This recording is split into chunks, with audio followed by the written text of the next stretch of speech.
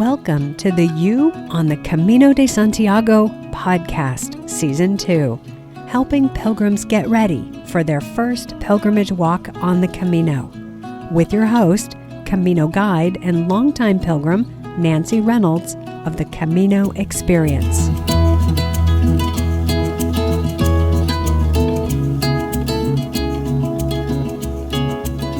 Hi, this is your host, Nancy, coming to you from Pamplona, Spain, the first city pilgrims come to when walking the Camino Francés and starting in Saint-Jean-Pied-de-Port, France. I love Pamplona. It's my home away from my California home, really my home in Spain and in my heart. Every time I lead a group on the Camino, I get to spend more than a week in Pamplona, if you count the time before and after the group time. Pamplona has everything I need and want, including easy transportation options to the rest of the Francés route and excellent vegetarian and vegan food, which is sometimes hard to come by on the Camino Francés. In this episode of the You on the Camino de Santiago podcast, I have for you a conversation that I had with another Nancy, a pilgrim getting ready to walk in a few months. We talk about all kinds of things, Camino magic, coincidences, and the gift of the Camino to heal one's heart after deep loss. And we talk about what is, perhaps, a pilgrim's biggest fear of all. But before I get to that, I want to share with you an update from the trail. You may have been hearing that the Camino Francés is super busy this year. That is true. I had a chance to talk with my friend Istvan, who runs the Caminoteca shop in Pamplona, and he said it has been non-stop crazy busy since the 1st of April. Usually the week before Easter is busy, and then it tapers off until the 1st of May. But this year, it never slowed down. You may have also heard that for many pilgrims, finding accommodations has been difficult and at times impossible. That has been true for some pilgrims, and that's what I want to talk about for a moment. I want to give you a tip or two on how to navigate the Camino when it's busy, and hopefully allay some of your fears. I think it's important to understand that towns and villages and even cities on the Camino have capacity limits for how many pilgrims they can accommodate. Each albergue and guest house and hotel has a capacity limit, and if there are more pilgrims than there are beds, pilgrims will be turned away. In some places, towns are able to open up a gym or sporting center to accommodate pilgrims. In those cases, pilgrims will be offered a spot on the floor, inside, out of the elements. Let's pause for two things. First, we have to consider how often that actually happens. With 800 kilometers of trail, pilgrims will be spread out in the many towns and villages and more than 460 albergues. And those towns and villages also have hotels, guest houses, and casa rurales where pilgrims can stay. Much of the overcrowding takes place at the start of the trail from Saint-Jean-Pied-de-Port to Pamplona, and then again from Sarria to Santiago. However, if a large crowd starts in Saint-Jean and moves along the trail at the same pace, that wave of pilgrims could continue to take up all the beds as it moves along the Camino. The second thing I want to pause for is a question. How does that image fit in with your vision of walking the Camino? If your only option to be indoors for the night was a spot on the floor, would you take it? Or would you be inclined to break your budget to get a hotel room, if there was one available? Would you be willing to walk farther than expected or to leave the trail to find a place to sleep in another town? Well, let me give you a few tips. The first tip is to seriously consider booking your accommodations for the first 3 days to week on the trail. That will ensure you have a bed or a room while you get acclimated to the rhythm of the Camino, get over jet lag if that's happening, and most importantly, get a feel for the real-time situation on the trail. Once you are 3 to 7 days into your walk, you will then have a sense of if you need to continue booking ahead, or if you can take what comes as it comes. The second tip is that if you get in with a wave of pilgrims, you could simply take a rest day and let them get ahead of you. Or if you don't want to take a break, you could skip a stage using the local bus and get ahead of the wave. The third tip is to go with an open mind and be willing to be flexible. Many people go to the Camino with an idea of what it will be like and how things are supposed to go. Can you set aside those ideas? Can you turn up with an attitude of discovery and exploration, ready to graciously accept what the trail has for you? The fourth tip is to pad your budget so you are ready and able to pay for any additional expenses that come up, like a taxi ride to the next town to find a bed, or an upgrade to a nicer class of accommodations when your first choice isn't available. And my final tip, if this will be your first pilgrimage on the Camino, I want to remind you that everything you hear and read about the Camino might be wrong. Or more accurately, it might not apply to the pilgrimage you are planning and will eventually make. Everything you hear and read is based on someone else's unique experience at a particular moment in time. You will be you, and you will be there at a different time with a completely different set of pilgrims around you.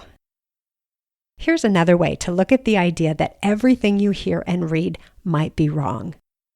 Things change over time.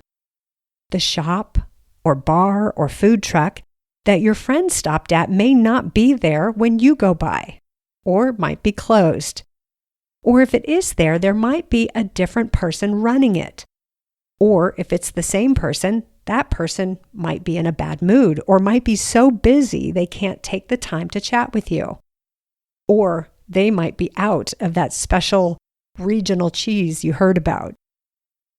And another thing, the weather will be different. Are you expecting blue skies with puffy white clouds like I always am? Well, May this year has been cold and wet. After the few days of hot sunshine at the beginning of the month. What will your experience be on the Camino? Well, we don't know, but I can't wait to hear all about it. Speaking of that, I have a couple of invitations for you. The first invitation is for those of you who have already walked the Camino. That could be you right at this moment, or it could be you in a few months. In Season 3 of this podcast, I will be featuring top tips from you. What is your best tip for first-time pilgrims? I have set up an easy form for you to use to send me your tips, and I will be sharing them starting in July, along with mentioning you by name, when you walked, and which route you walked. The second invitation is for those of you who will be walking your first pilgrimage on the Camino anytime from August 2023 onwards. And that invitation is to be a guest on this podcast. The most popular episodes of this podcast are the ones in which I interview first-time pilgrims. We love to hear stories. And I have a couple more really good ones for you to wrap up Season 2. How about we tell your story in Season 3? I will start recording those in early July, but please do let me know soon that you are interested. The form to let me know is in the show notes, or you can simply email me at youonthecamino@gmail.com. Okay, enough from me. Now let's get to the conversation with the other Nancy. Welcome back to the You on the Camino de Santiago podcast. This is an interesting little conversation we're going to have. I have another Nancy with me today. I have Nancy from Virginia who has some plans to walk the Camino this summer and fall. So let me just go right in and say hello to Nancy. Hi, thank you for having me. I'm really excited for our conversation today. Me too. Me too. So I know that, well, the place I always like to start is to put the pin in the map so that the listeners know what route you're going to be walking and when, what season, and how long you plan to be out there. And what we do is we just kind of find ourselves in the stories of other people. So when you start talking about your plans, other people who are listening can map on with you. So let's go ahead and put the pin in the map and let us know where you will be walking, when you'll start, and how much time you'll take. Okay, well, I plan to do the Francés, the route that starts in Saint Jean, and I'm going to be doing it mid-August and probably would like to take my time. I'm not in a hurry. I'm all about the journey and, of course, excited about the destination too, but I really want to take the time to enjoy the journey. So I'll be hiking through most of September as well. Oh, great. That's a nice long stretch. Let me ask, what made you choose the Francés route?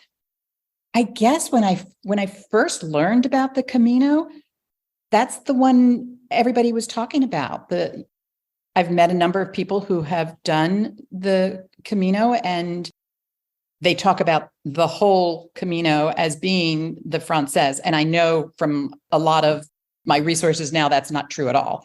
That, the Camino is a very personal journey.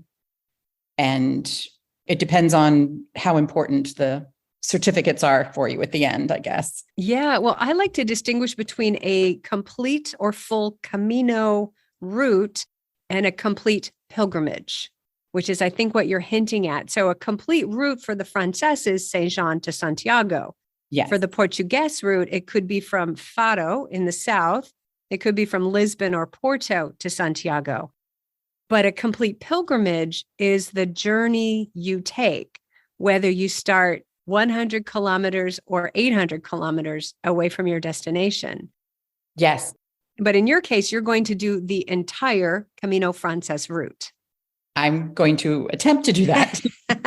Attempt to it. Yeah. Yeah. So when you imagine yourself on the trail, can you share with us a little bit of the picture in your mind of Nancy as a pilgrim? Well, I picture myself getting up and starting as early in the morning as I can. I definitely will not be the fastest pilgrim on the trail. That's for sure, on the Camino. I do like to take my time. I like to take my breaks. I like to have my stretching time, and definitely my coffee.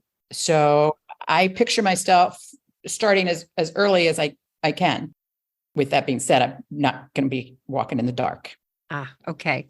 So anyway, I picture this as being, and this is going to sound maybe a little bit contradictory, but a peaceful, soul-enriching time, but also a time to flourish in terms of meeting complete strangers who have similar goals or very different goals, and getting to know the heart of other pilgrims.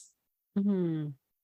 That's beautiful. So let's look at each one of those. So the peaceful part, how does that happen? Would you imagine on the Camino? How does that happen? I know from some of my research that there are some parts of the Camino that are more natural, beautiful walks. And then there's others that are kind of industrial areas. Mm-hmm. So that probably is, when you're walking next to a highway, that's not so peaceful. So I'm thinking, walking on these paths in the woods, in the flowers, in the beautiful mountains, I find my peace in that kind of nature. And I also find that a really special time to commune with God. Mm. there will be times probably I'm anticipating where I'll be walking by myself and maybe listening to some of the music that my kids have recommended for me to put on my playlist. Very good. The thing about the Francés route is when you've got 800 kilometers or 500 miles, you can expect some variety. If you decided to walk that distance anywhere in our country, we're both from the United States, unless we're in the heartland or on purpose out in nature, you could expect to pass through different types of areas. You could expect the nature, you could expect the hills, you could expect the country roads and the motorways and the cities and all of that. So yeah, you will encounter all of it. To me, that says, okay, what's that internal journey? Like you said, the journey is so important. And you mentioned time with God. Mm-hmm. Is there a spiritual aspect for you for this journey then? Absolutely. Absolutely. Yes. I think that it's probably true of most pilgrims, that there's not just one reason that I'm doing this journey, this pilgrimage. Yes, I'm hoping that it has some significant spiritual connection for me. And I know that there are many people who do it for spiritual reasons. I also am looking forward to the physical challenge of getting up day after day, walking, 20 plus kilometers in a day. Yeah. There is also a part of it that I want, I don't know how to say this. My oldest son passed away 15 years ago. Oh, I'm so sorry. Oldest daughter passed away, 12 years ago. And my husband passed away 4 years ago. So in many ways, this is a memorial walk for me as well. And they will be with me. I'm so sorry to hear of your losses. Those are big losses. Yeah. Yeah. Particularly my husband and my son would have been right there with me. They were very adventurous. My daughter would have preferred staying in hotels and being pampered. But although she was very adventurous, she loved Italy. She spent a lot of time in Italy, did a semester there and worked in Florence for a while. So they will definitely be with me. I will be taking some of their ashes to leave at the cross. Very nice. Also, my grandchildren have, and my youngest daughter too, she painted a scallop shell that we've got. So for each of them. Wonderful. Yeah. It's so important, I think, to take the people with you who are important to you, because you're going to be walking solo. You're going to start solo. And we know on the Camino, you're never alone unless you really want to be and put up that boundary to be on your own.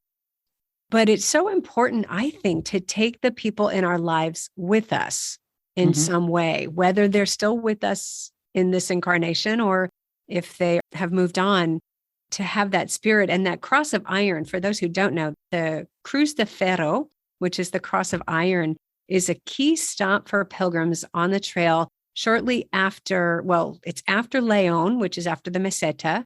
Then you go through Astorga, a bunch of villages, but it's just after the village of Foncebadón, which is this very beautiful mystic mountain village. And then you walk up to the cross, and it's just such a poignant moment to be at the cross and to either set down the burden symbolically or to celebrate the joy that you're bringing to the cross. It's really gorgeous. And then a couple kilometers later, there's a coffee cart. Oh, perfect. Yeah. So we get to balance balance our needs on the Camino, that deep spiritual and healing with the physical needs. I'm definitely looking forward to that. I'm definitely looking forward to, I've just heard so many stories of people just going through these lovely, lovely villages. Yeah. And how the Spanish, I would think by now the Spanish people who live there would be just sick and tired of the pilgrims. But for the most part, my understanding is they're extremely friendly and just, encourage the pilgrims. And so I'm really looking forward to that special feeling. Yeah. Yeah. There is a wide variety of villages on the Camino. Some of them feel as if they've been abandoned and those 2 people you saw are the entire population, and others feel like they're just thriving. And they're also beautiful. It's this old architecture and stone buildings, and 2 minutes away is pasture land or forest. And it's very beautiful. And the people who live in these villages, who have lived on the Camino for decades, they know what we're doing. And so when we walk through as pilgrims on the road to Santiago, they know what we're doing, where we're going, and why. It's very beautiful. Yeah, it's a great image.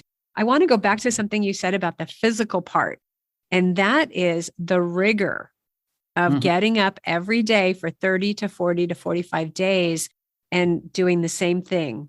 You get up, you pack up, you have your coffee, your breakfast, you walk. The next day, you get up, you pack your bag, you have your coffee, you have your breakfast, you walk.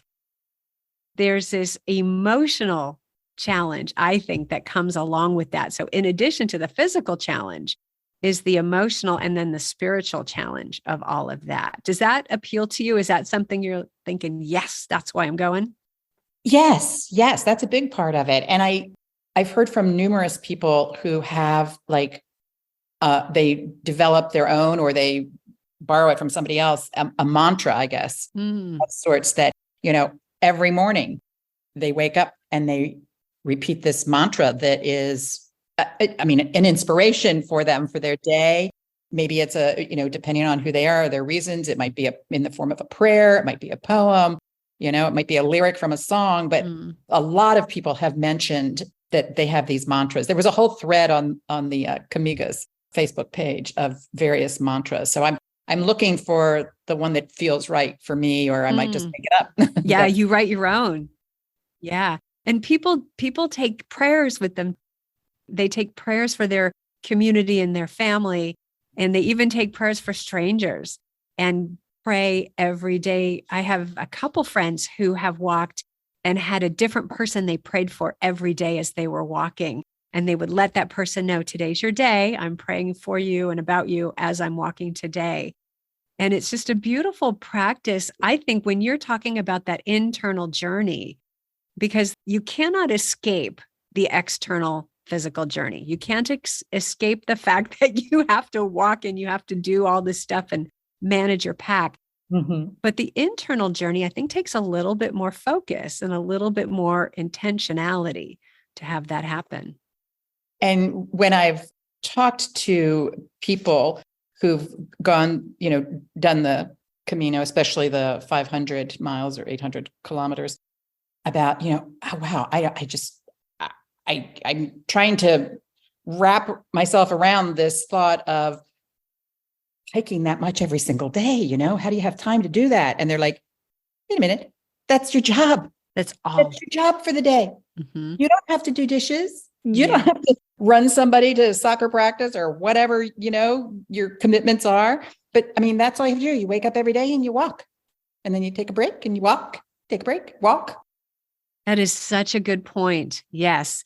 Because if you had to fit in 20 kilometers a day into your daily life, which is about 13 miles, how would we do that? Because for me, that takes 5 hours. How would you fit that? But you're absolutely right. When you're on the Camino, everything you're responsible for at home is gone. Yeah. It's like this great weight that's I love it. Yeah. Yeah. And then you find what the Camino is about for you, because all that extra stuff that has diverted our attention in our daily lives falls away. And I think that helps us to go on into that inner journey. So let's go back to, you said you had a contradiction of sorts. You had the inner journey and the desire for peace and walking through nature and enjoying that, with the desire to connect with people and to meet people from all around the world. What's your vision for that? What do you see when you imagine that happening? I feel like the connection comes, well, I'm sure that there will be connections in the walking where, maybe somebody just happens to have the same gait as you do for a period of time. And you just, it's a probably natural conversation that comes up, especially if, you share a share a language. Yes. Because I know that, I have been trying to work on Spanish, but I wouldn't be able to have a very in-depth conversation with anyone. But I'm sure that there are a lot of English speakers along the way. I do speak some German pretty well as well. So I think there will be just sort of a natural conversation that comes up from walking along the same route. But even more so, I think there's more opportunities once I get to my destination for the evening. I don't know what exactly my routine is going to be. Obviously, I'm probably going to shower. Yes, that's the best feeling at the end of a walking day is to get that hot shower. Take care of the housekeeping stuff. And then, depending on the time of day, I get in, wander around and explore the village, get my stamp. And my understanding is that it's very easy to join other people at mealtime. And that would be seems like a huge opportunity to get to know other people who are, and, their reasons, where they're from and what their situation is. And definitely. In my experience, there are so many opportunities to meet and connect with other pilgrims, just like you said. And I also have observed and experienced that it does take some initiative. It does take stepping out, because here's what has happened for me so many times is at the beginning, I meet all these people and then they all walk farther than I do the next day. And then they're gone. And then there's this whole new group of people that I have to meet and connect with. And at some point I get kind of tired because I'm an introvert, mostly an introvert. And so I just get tired. It's like, oh, I just can't meet anybody else today. I think what my point is that it does require some effort. And at the beginning, it's super easy because everyone's so excited and they want to meet people. And there's this romantic idea of a Camino family. Mm-hmm. So people are trying to find their Camino family. And then at some point, you might lose everybody who you've already met and then have to reestablish that. Mm. And so sometimes it is as easy as you get to the end of the trail and those are the 5 people that you have met and you've talked to, and there you are.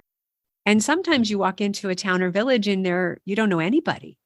Mm. And then you have to start over. And then it takes some initiative to be able to say, hey, may I join you? Or to strike up a conversation with someone who's got a table on the terrace outside the bar and is sitting alone. Do you speak English? Can I join you? So it does take some initiative, especially farther down the trail. Oh, I can see that. Yeah. And I can also see where there might be some days where I'm feeling that, not only necessarily physical exhaustion, but the emotional and mental exhaustion. Yeah. Of what's going on during my day or what I've seen or what I've done. And I might want that space. Yeah, you might. Will you be staying in the albergues or more in private rooms? I'm going to try for the most part to do private rooms, but I definitely want to have an albergue experience. Yeah, definitely. And I understand some of them do have either private or semi-private rooms. They do. And so what you'll find is there'll be rooms with 1, 2, 3, or 4 beds that they might call a private room. And so if it's just you can get one of the rooms with 1 or 2 beds and mm-hmm. you pay for the price of a double. If you happen to connect with 2 or 3 other people, you can get a room with 3 beds or 4 beds and have it private to you, even though it's not billed as a private room. And then you pay the price of 4 beds or 3 beds or whatever that is. Mm-hmm. Yeah. So definitely possible. Yeah. And the great thing about the albergues is so many of them have kitchens. So if there isn't a meal provided, you can go grocery shop together and then come back and make the meal together. Now that messes up our earlier plan of having no other responsibilities than walking. But it certainly is a way to ensure that you have that connection and that community meal, which is, people rave about those. They're really lovely. But I'm sure, like you said, I mean, that kind of chore would certainly be optional. If you've had one of those days that's a shorter or less strenuous walk, then I might feel more like cooking in the evening, or, if I'm staying somewhere more than one day. Yes. And the other thing is, there are many different jobs involved in preparing a meal. So someone needs to set the menu. Someone needs to go grocery shopping.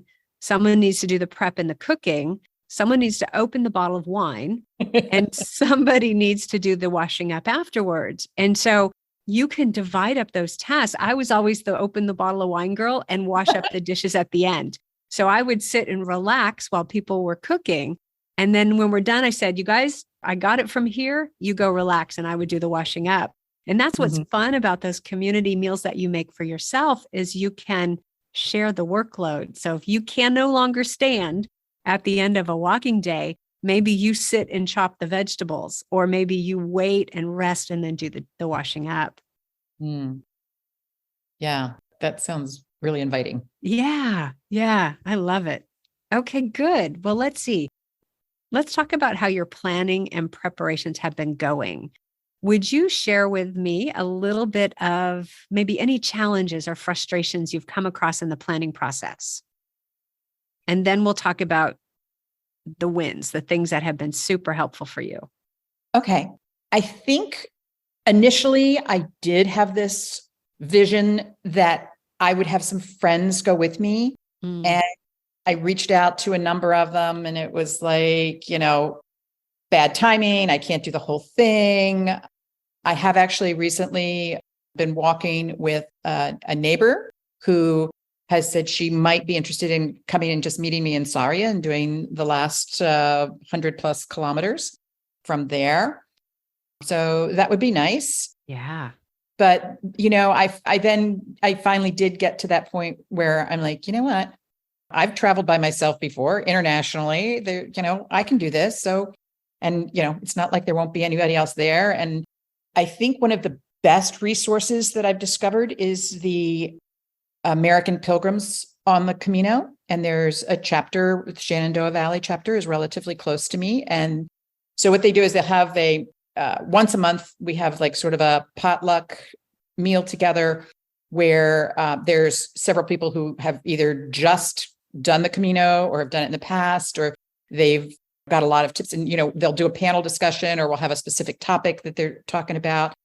These people they're so enthusiastic about the walk. And then there's one couple in that group has written a fabulous guidebook that I purchased, and it's on the Francés. So I think they have written some from some of the other routes, but obviously I'm doing the Francés. So that's the one I got.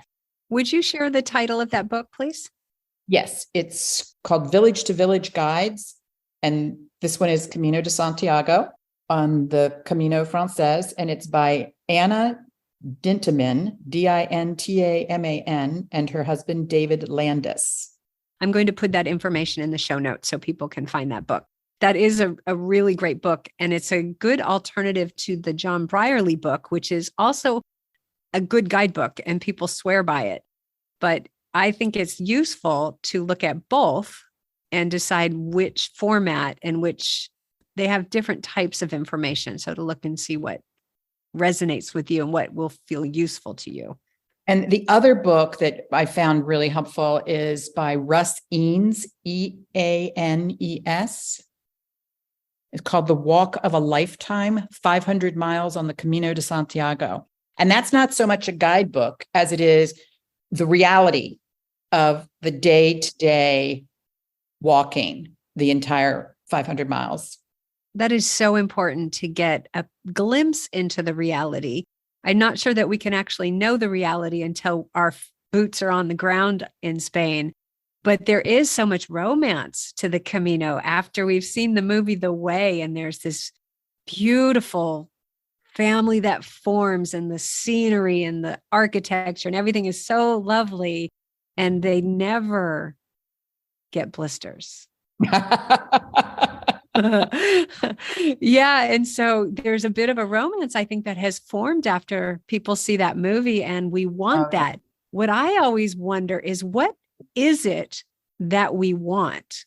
What are we longing for that movie makes us think we'll get on the Camino? Any thoughts on that? Oh, I think definitely the connection between such a vastly different group of people. I mean, the people that become that Camino family in that movie are just so different from each other. yet they form this amazing, intimate connection that you wouldn't have, those aren't people that they would have hung out with if they met them in, a bar in New York City or something, Yeah. I don't know if that was a very good analogy. I know what you're saying. They're not, they might not have picked each other out on a dating app kind of thing, right? That kind of, wow, not my type or not my type of friend. Yeah. But when you walk the Camino together, it's such a leveler. It levels you down to, hey, we're all taking the same steps. Yeah. And if you want to reach Santiago, you got to take those steps. Mm-hmm. And that is what we have in common. And that brings us all to the same level. Yeah. Yeah. It's interesting you say that because in watching that movie, I kept wondering, when is the Martin Sheen character going to divulge his real reason for being there? Uh-huh. When is he going to share the intimacy of carrying his son's ashes with him? Yeah. A couple times it happened accidentally, but that's such a personal journey for him. And he, you could tell he was clearly resistant. Mm-hmm. It brings up a thought for me is, we meet people on the Camino who are walking for significant reasons, for deep, personal, horrible things that have happened in their lives, or trauma or healing or loss. Yourself, you'll be walking for some loss. So many people on the Camino do walk for these deep personal reasons, and they're carrying loss and they're seeking healing, and maybe they don't want to reveal their reasons right away. So it's interesting to note that we can wait for those gifts. Mm-hmm. Those are gifts that people give us when they get vulnerable and they share their true feelings with us. And I think for me, it's like with friendships at home, I don't immediately divulge my deepest, darkest pain. Right.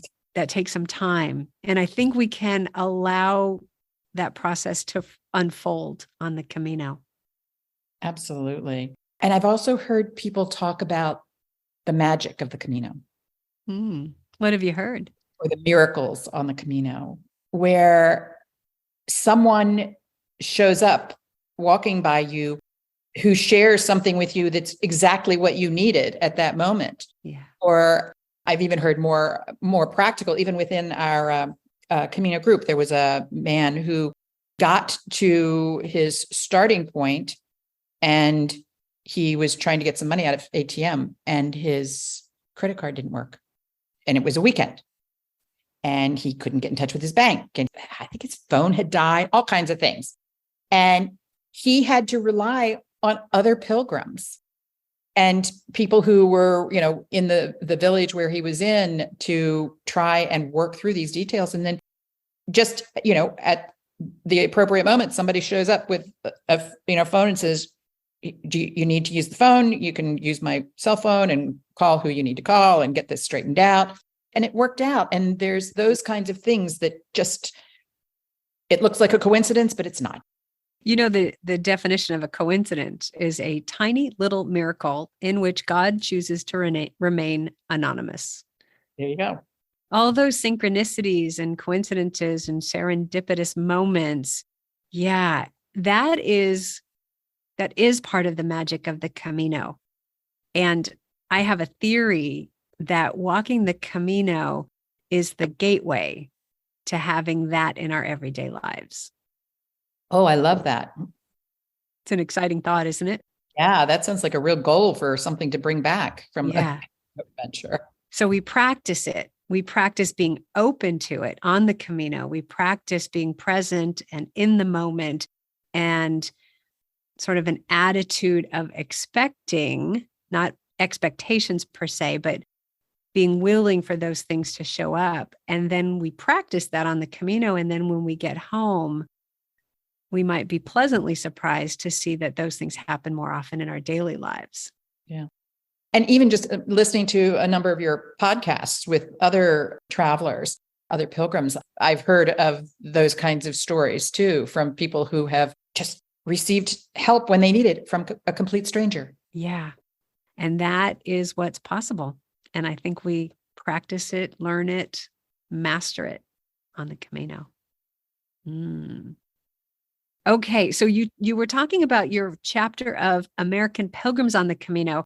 And I think it's good to note for first-time pilgrims that there are chapters of the American Pilgrims on the Camino throughout the US. And you can go to their website and find the local chapter to where you are. And then once you've walked the Camino, you can start one if there isn't one near you. Now, I suspect that there are similar organizations throughout the world. So anyone listening to this can go online to do a search online for your local organization, because this has really taken off. And many people will argue that what the Camino provides us with is community, and it's a global community. And so it's out there everywhere. I saw a comment on Facebook not too long ago from someone who belongs to the Australian pilgrims. Yes. So for sure, they've got them in Australia. Absolutely. And I think Ireland, the United Kingdom, New Zealand, I would bet. And I'm mentioning the English speaking countries simply because my audience is English speaking. Mm-hmm. But I'm certain that all the other Germany, France, Spain all have similar organizations. Yeah. Very good. All right. So from what you said, getting involved with that chapter has been a major win for you in getting ready for your Camino. Any other major wins, any other things that have really helped you get ready for the Camino that we can share with my listeners? Well, my kids have been very supportive, which surprised me. I thought they were going to do this, protective mom. No, that sounds too dangerous. You're not, you're no spring chicken and that kind of thing. But no, they're like, you know what? They told me, you've usually been able to do whatever you set your mind to. So with their support, and the Pilgrims, the American Pilgrims group has just been spectacular. And until I started really looking, I didn't realize how many books and movies there are out there about the Camino. I'm just so grateful for that. And when I first started, I fully intended to do a completely group organized thing, going with a group that was going to plan everything for me. And just by being part of this Pilgrims chapter here, everybody's like, oh no, you can do it on your own. It's really easy. The Camino is so adapted to pilgrims that you might have to make a reservation once in a while ahead of time. But for the most part, if you're not too picky about where you're going to end up sleeping that night, you can just walk into a village and, find a place. And that's what's great about the Camino Francés is the infrastructure is extensive. There are more than 450 albergues or pilgrim hostels from Saint Jean to Santiago.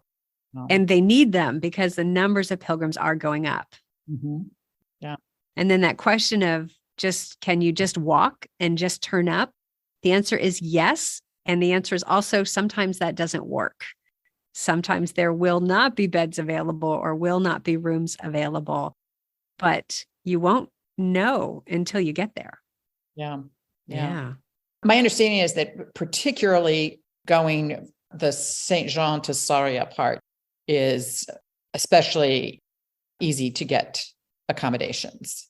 Yes, and no. Let me share my experience with you. So if you're starting the middle of August is a pretty hot time. And so there are fewer people. Then we'll start, say, the first week in September, which is the busiest time of the entire year coming out of Saint Jean. So when you start a week or two before them, you're going to be ahead of the biggest crowds from Saint Jean to Sarria.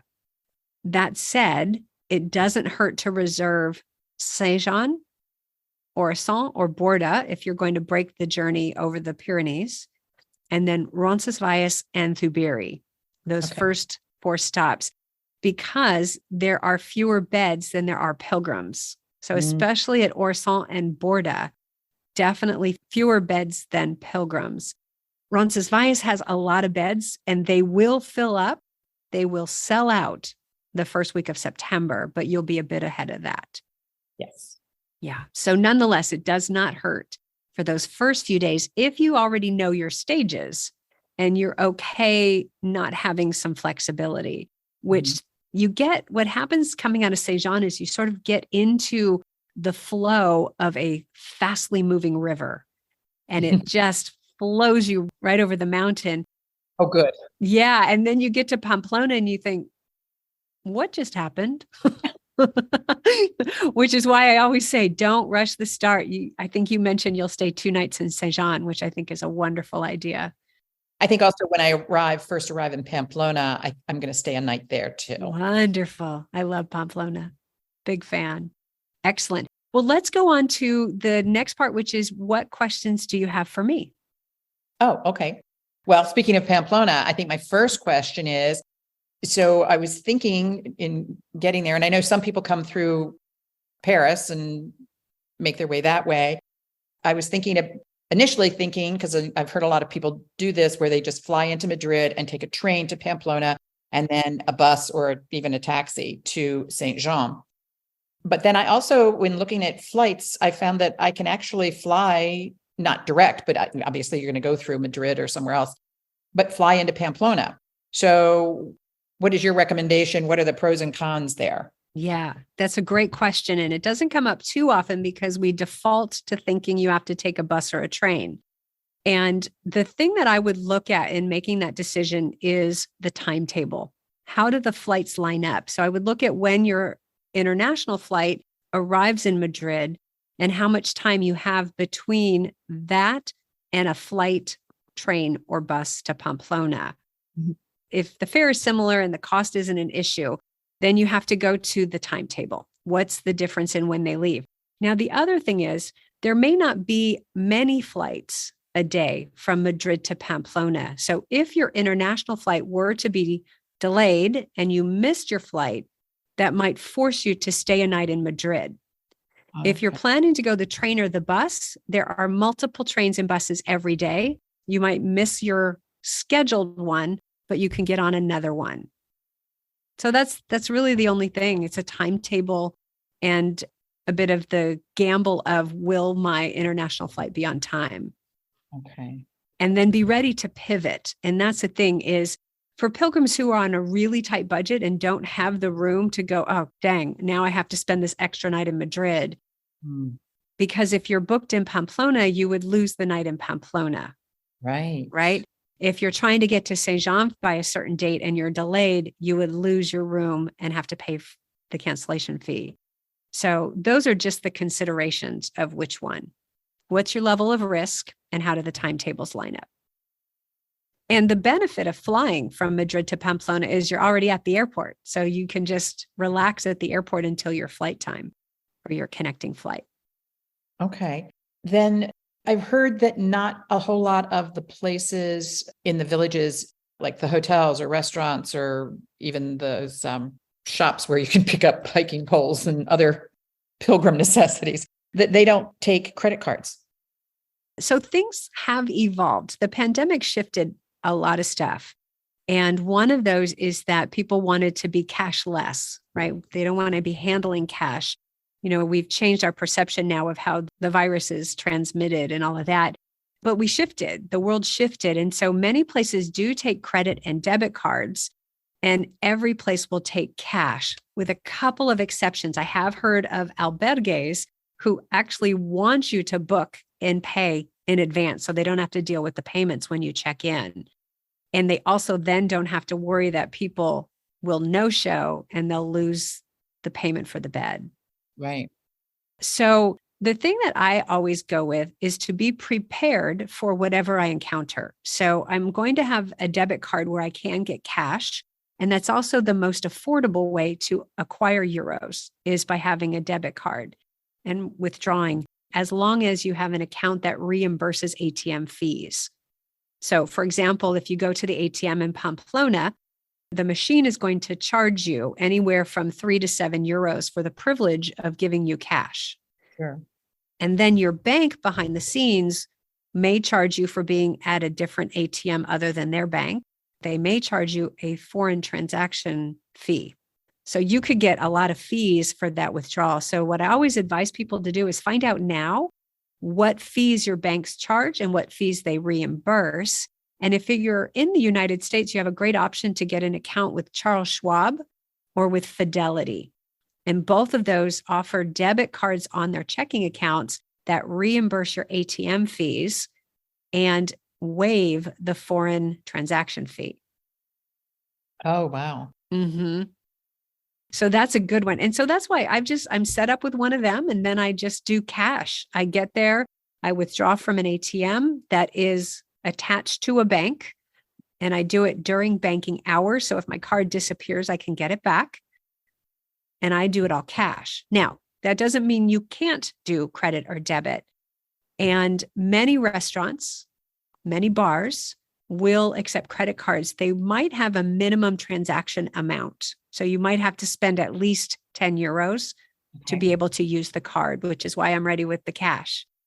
And then the other consideration is that many of these small businesses, particularly the ones that serve the pilgrims, are still bouncing back from being closed for 2 years for the pandemic.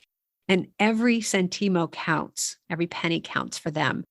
And they pay transaction fees every time we use a debit or credit card. And so if we use cash, they don't pay that. They get to keep the profits of their sales and their efforts. So that's another reason why I still go with cash when I'm on the Camino. On a daily basis, how much, I mean, I know this is going to be different for everybody, but like, is there an amount, a general amount of cash you would recommend carrying, or not over a certain amount, carrying it with you? Yeah, I do limit it. And particularly if you're staying in the albergues and you're in shared space, you want to be particularly careful not to leave any amount of cash where someone can grab and run. If you're in private rooms, it's not that big of a consideration because you are locked into your own room. Nobody can get in and you don't have to worry. But I carry no more than 300 euros at a time. So that's my standard ATM withdrawal amount. And then the catch with that is you want to find out before you go what your bank is limiting you to for a daily withdrawal. So if your bank limits you to $300 US dollars, you can't take out 300 euros because of the exchange rate. Okay. So you want to get that amount raised to say $500 a day. And then you can easily take out 300 euros or 400 euros a day. And then that's what I carry. Then I divide it up. I have 2 places I keep things. I'll keep in my little cash wallet. I'll keep probably about 60 euros that I use just to be ready to pull out and pay for services and for goods. And then the rest of it, I keep tucked away where I keep my passport and other valuables. Okay. Yeah. I get from the way you're describing it is that ATMs are available in almost every village. Every town and city, absolutely. Some of the smaller villages, not so much. But the great thing is the apps will all tell you where to find the ATMs. Oh. Yeah, the apps will have that information. Your particular bank app or the Wise Pilgrim app, Buen Camino app, the Camino Ninja app, which has been frozen in time, but there's a group in Germany recreating it. And so that will tell you where the ATMs are. There's a website called Gronze, which is GRONZE.com. And that will also tell you where all the albergues are. Okay. They're pretty easy to come by. Okay. And so that's why if you take out 300 euros at a time on the Camino Francés, there's no point where you will be too far from an ATM to restock your cash. All right. Anything else? Can't think of anything else any other specific question. I do have a concern that I've been feeling lately. I don't know why this has been bothering me lately. It's like, what if I can't complete it? Mm. What if something happens? And I know, I mean, even people in better physical shape than myself have to interrupt their pilgrimage for a variety of reasons. I mean, anybody can get injured along the route. Anybody can have, a family emergency or, who knows what, but, and so it's not so much that I don't think that I'm physically, right now I'm physically capable of doing it, but I know from experience that kind of thing can change in a split second, just one misstep on that trail. And yes, the knee goes out or whatever happens. Or you get COVID. Yeah. Yeah. And that has happened a lot. I'm sure. Yeah. So it's like, I will feel a personal disappointment in myself. None of my family is going to say, we told you so. I know they won't.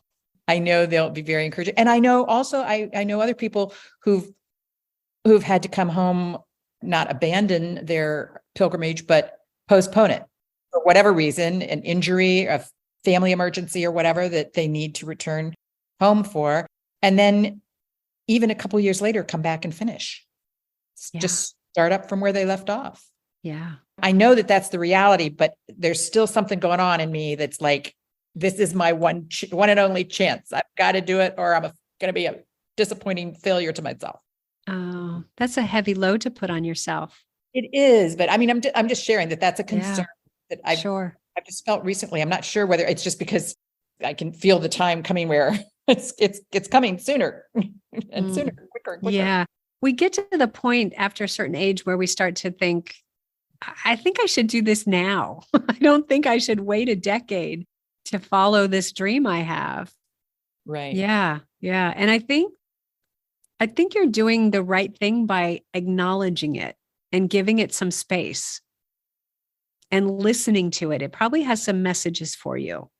It's probably ready to whisper in your ear something.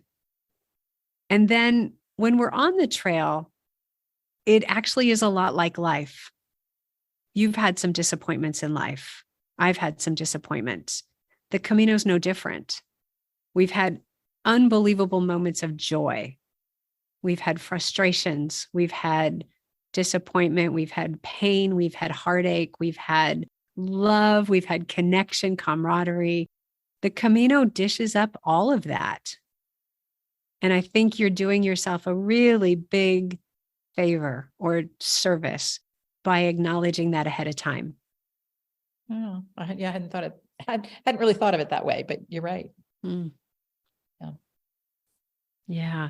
I tend to shy away from the pat answer of it will be what it will be. That's your Camino, and we know that's true, but I don't know that helps us to deal with it. I don't know that helps us process the emotions. Disappointment is a huge challenge to process, but we have in other parts of our lives, and we will if we need to. Right. Yeah. Right. And you can go back. And the thing is, I think the thing to remember too is that we get this picture in our mind of what it means to do the Camino, but there are many ways to do the Camino. So you or someone else who's listening might go start the Camino, go to Saint Jean or go to Porto or go to Oviedo and start the pilgrimage. And a week into it, go, wow, this is not what I want to be doing. Or you might get injured and go, wow, can't do this anymore. Or a dozen other scenarios. And then in that moment, like everything else in life, we have the choice of now what will I do with what I have? Now, how will I approach this? And if you have to come home and you can't complete the walk, you can always go back. I did that 2005, my first walk, I had knee problems and had to take the bus a lot on the Camino Francés. So it was totally incomplete for me. So in 2007, I went back and I walked every darn step. And then it was done. Then I was, yes, that is complete. And I swore I would never be back. See how that went. Words. Yeah, that didn't happen. But I have been back, and not just in one way. I've never gone back and walked the entire way all in one go, but I've gone back to experience the Camino as I've needed to experience at that time. So I've gone back and I've walked for 2 weeks, or I've gone back and I've started in Ponferrada and walked to Santiago, or I've started that time I started in Ponferrada and walked to Fistera, or I've started in Pamplona and walked for 3 days, or I've gone and I've rented a car and driven the whole thing. So yeah, if it doesn't go the way you have it in your mind, that's another opportunity to reevaluate and go back to, what am I longing for? What experience am I after? And then go create that, because you are moving mountains to make this happen. You can move mountains to make the next thing happen. That's very encouraging advice. Thank you. You got this. You got this. Yeah. Well, Nancy, it's been a pleasure. I've really enjoyed where our conversation has gone. And I hope some of the things that you shared will really touch a soft spot for other pilgrims. So I really appreciate hearing your story and knowing more about what's behind your walk and what's motivating you. So thank you so much. Oh, you're welcome. And thank you. I've really appreciated listening to your podcasts, and I've gleaned so much helpful information from them. I'm so glad. It's my pleasure. All right. Well, thank you. And I'll say bye for now. Buen camino. Buen camino.